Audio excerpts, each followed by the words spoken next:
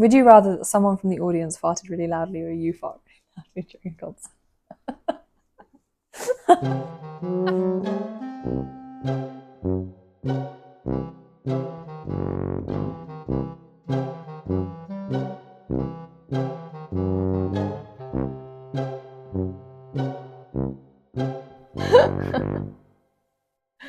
Someone from the audience, obviously.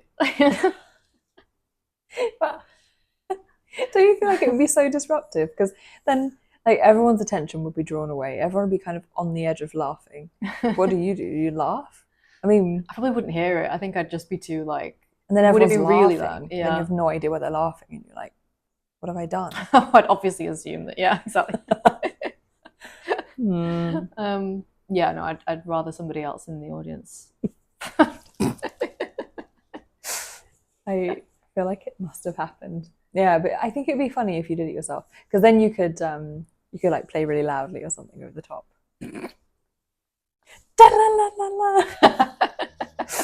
I don't know. Would you rather hear the audience's internal monologue whilst you're playing a concert, or they can hear yours? Oh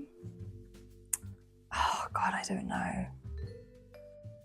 Maybe if I knew it was going to happen, then I would go for my own internal monologue and work at being zen. All they can hear is Yeah. Relax. Relax, Rosie. Yeah. I don't know if I'm really articulating thoughts in my mind on stage. Yeah. So maybe that would be helpful. But sometimes when I'm on stage, I'm thinking, this is the moment, concentrate. And that might be kind of nasty. Yeah. But I don't think I would even want to think what people are thinking while they're listening. No, it'd probably just be random thoughts like, well, I should probably call at the pharmacy on the way home. God, you've really got to send that email. Yeah. Yeah, or like things about your appearance. I feel like it could go quite... Yeah. Because it wouldn't just be about the playing, surely. It would be kind of like, oh... I feel like a lot of it wouldn't even be about the concert. Yeah, exactly. So distracting. Like, did I really turn my phone off? Maybe in a non-glib way, there would be potential for it to be emotional. If you were playing something really, I don't know, really emotional and people were having a kind of emotional connection to it, it might be quite distracting. Yeah. Oh, this reminds me of my dead dog. Exactly. And then oh gosh. Yeah, I know. So yeah, I think my internal monologue broadcast to everybody. Because you're there for the experience. You've paid for this. It's part of your ticket. Yeah. Can't complain. So no refunds. Yeah, exactly. Exactly. Yeah. So what about you? I think the audience's internal monologue would be a little bit chaotic. Yeah, because it'd be like so many. Like you said, I think I'd just have to work on my internal monologue being calmer and kinder, because genuinely my internal monologue is like self-sabotage. I love like, this I part. bet you can't do this bit right. Yeah. You can't. Yeah, every time, like, do I know what comes next? Actually, that's true, because there's some parts that I try to memorize with like some harmonic memory. Yeah. So that would be really annoying. B minor, B, D, as it goes past. Or like 7th fret, or, oh yeah, just over the 7th fret. Oh, okay. Yeah, that would be really annoying. That would be quite annoying. But I wonder what it would sound like, actually. Don't you think? It would be so interesting to be able to hear it. I know what you mean. I wonder how much I am saying. I'd be cancelled for mine. There'd be too many like swear words. Okay, would you rather play Wonderwall at the beginning of every concert or as the encore of every concert you play? The encore. Really? Yeah, because it's a people pleaser. So people and no one can really like, even if people hate it, they'll kind of be like, well, it depends how you do it. If you write like a nice arrangement of it, or you don't just actually go dun, dun, dun, dun, dun, dun, and don't sing, that would just be awkward. Yeah, I feel like encore kind of has that quality where you can sort of do anything. Yeah. But that being said, I've seen some really awkward ones. Would you rather change your strings every day or change guitar every day? I think it has to be whatever is not changing strings every day, because I find it so annoying. Yeah. It's the worst thing ever. I hate changing strings. It's so annoying. A different guitar every day might kind of be fun, don't you think? I think I'd find that stressful. Or I'd find one that I was like absolutely in love with, and then I'd have to change it the next day. And you know the next day it's something I don't mind changing strings. Like, really? I've got it. I can do it quite quickly now. but also it is tedious. Like it's boring. Yeah. But it's like if you can condense that boring into like 10-15 minutes, it's kind of all right. But like maybe it becomes part of a daily ritual that calms you down. I do enjoy it. Like I make a coffee, I'll put Netflix on and what do you watch? Anything really. Usually just stuff that I don't have to concentrate on, because if I do, I end up putting the 6th string where the 4th string is. And then how long do you spend choosing the thing you're going to watch on Netflix? Oh, more than 15 minutes. Okay, so actually it's half an hour. It adds up. Makes total sense. I don't know. I think I'd still go guitar. I feel like it could be fun. I think there's potential for it to be fun and interesting and like get to play a lot of different instruments, which could be fun. Yeah. Okay, would you rather cut off all your nails and never have nails, or your nails grow at 100 times the speed that they grow now? What a real world scenario. I'd want them to grow at 100 times the speed, I think. Really? I think I would, yeah, because I really don't like the sound of nylon strings without nails. It's just, I don't know. I know that some people play without nails and like can make a nice sound, but me, I physically can't, like really can't. So what, you just be getting like further and further away during a concert? I mean, 100 times the speed, is that... I don't know how quick nails you grow. notice that within an hour? Like, maybe. I don't know. If you could get through a whole like evening concert with it, or at least just half, because then you could trim them again at the interval. I don't know. I think they grow quite slow, don't they? Yeah, so 100 times the speed might not actually be that bad. Also, all of the sounds that I don't like on guitar, when you like miss something, are all nails. That's true. So if it was just fingers... Yeah. You're just dealing with damping, aren't you, really? Yeah. And also maybe it'd be kind of relief to not have to do the nails all the time, which I find annoying anyway. It is very annoying, yeah. So if somebody had told me that before starting the guitar, I would have rethought the whole thing. I know. Would you rather play in dadgad tuning all the time or play everything with a capo? Dadgad for sure. Really? I hate playing with capo. Really? I find it so confusing. I just can't. I don't know why. I've never really practiced it. And I don't know, I don't like it. And I don't like it when it's written at the pitch that it would be. I feel like I don't take my cues from the top part of the guitar. Right, okay. That I find crazy. I find it crazy, the idea that you're like, oh yeah, play a G, but then it's actually a G sharp. Yeah. Because I don't get information from that bit. Okay, I think I know what you mean. It's like the 7th, I would need like the dot to move to the 8th. Yeah. But just putting the capo on doesn't do anything for me. I don't know. I actually, this is like hot take. I just don't get the capo thing. Just fret the chords, right? Surely. I mean, kind of, but you are like way more limited when it comes to that with playing in other tunings. I think you still there's still a lot to be said for like the sound of open strings.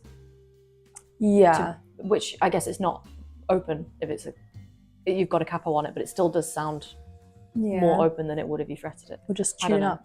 I don't know, it depends how far you have to playing go. with a capo. I think everything sounds better with a capo. Oh, okay. Yeah. Right. I knew there'd be But something. also my guitar, up until very recently, the guitar that I was playing didn't have any dots, so it was less confusing. Oh, okay. Whereas now I struggle because I've got a dot at the 7th. Yeah. So that just sends my brain. It's like a small white dot can like send your brain into like absolute chaos. I know, it's crazy. So what was the other option? Dadgad. Dadgad. That would confuse me more. I mean, maybe not after a while, but like also you'd be super limited because you've got so many strings the same. But so much stuff is in D major or G major. So in a way, it would be helpful because you'd have more harmonics that would be appropriate. Would you rather half the audience leaves during the concert or arrives halfway through? Arrives halfway through. I mean, at least they're arriving. At least they... Because if they arrive halfway through, I mean, a lot of people arrive halfway through, but like if they do that, at least you know they're gonna like they're coming to hear you. They're not actually like they're not come to hear you and then like not for me, and then they're leaving. Yeah, and also maybe it'd be confirmation bias for people in the audience, like, oh, loads of people are showing up. Yeah. Rather than, oh, everyone's leaving, maybe I should go. Yeah. I would be like if everybody, well, if like 60% of the audience started to leave halfway through a concert, I think that there was like something bad going to happen anyway, even if it wasn't just because of the music. The question is, how many times would you say welcome and make a joke out of it in between pieces? Because I'm imagining Thanks a for solo joining us. concert. Yeah, thanks for joining us. Hello, if you're new. Would you start again? Can you imagine? But then the other half would leave because they'd already heard it. Yeah, well, you could do like a rolling concert. Just Never keep ends. going until... But I do think it can be quite disruptive. It's weird. It brings new energy into the room. Yes. Would you rather play a concert with a footstool that you know is going to break, or know that somebody's phone's going to interrupt the quietest moment? I think probably the phone, because then, I don't know, it's hard actually. I think the phone, because there's so much opportunity for like a fun moment. Yeah. Of, as long as it's the Nokia theme tune. Yeah, exactly. If it's not, then you just have to pretend you didn't hear it. I don't know. I also think that it's really funny when people get mad on your behalf. You know? So if you're in a concert and then someone makes a noise and people kind of tut. But sometimes that can be more disruptive than the actual like original noise, I find. Some people can get so precious about, and I do get it. I get that like you go into a concert, you know, try not to make noise, whatever. But like some people can get really, like they go to the concert and their main job at that concert is like policing everybody else at the concert instead of listening and enjoying. Like, and it's, I don't know, you can sense it from the stage sometimes. You can sense people being like it's just like, oh my God, you're making me stressed. I can hear you like sigh. Yeah, definitely. Agitation. Yeah, it is odd. Whereas the footstool thing, I feel like I'm way too clumsy to navigate that happening on stage. Because then what do? Put it back up again? It depends if it completely broke. Yeah. But I feel like, what are you going to do? You know? I mean, you can't carry on playing. Sit? Yeah, I don't know. Because you'd literally just like... I feel like I've been playing sat on the ground a lot recently. That'd be kind of cool. Footstool breaks and you just... And then the chair breaks. You just end up on the ground. You just sat on the floor and then you just keep going. But I don't know, because I feel like that wouldn't be cool. String breaking is really cool because you get this moment where it's like, oh, and then he just played everything on the second string and it was amazing. Oh no, I'd just stop and be like, I'm gonna go change my strings. Like, you can't. Bye. Can you imagine? But chair breaking, I've also seen actually. Pavel's Didal during his concert. No, really? Yeah, and he just kind of, it was broken afterwards, so he was just kind of sat, and then halfway through he kind of just was like more engaged. And then afterwards he kicked it, and then the leg, like, it was crazy. It was crazy. He's like one of the few people that could pull that off, I think.